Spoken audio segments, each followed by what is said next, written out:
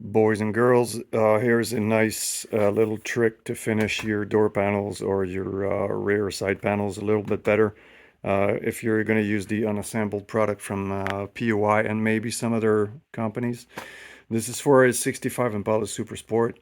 If you've been on YouTube, you've probably seen all these really well done guides about how to rivet your top rail to the cardboard.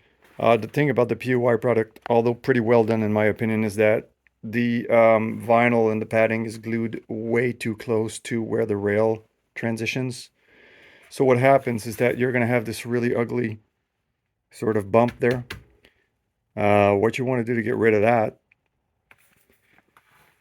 is to lift up your material. Like, first of all, line up your rail really good. You can even try it on the car. Once you have riveted your rail, you want to pull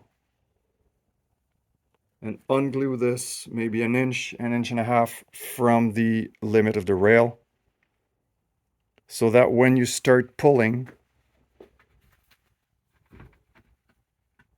as you can see there, it's already almost gone. And then that will, the rest of this will smooth out with a heat gun. But if you start pulling, I should really be doing this two-handed, but the difference is night and day. You're not going to see this. Let me pull this one-handed again.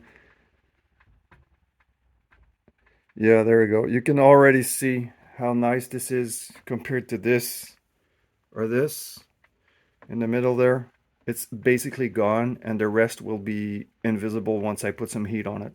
So really, you want to unglue an inch, inch and a half tops from the rail, so that when you pull, it transition 10 times nicer.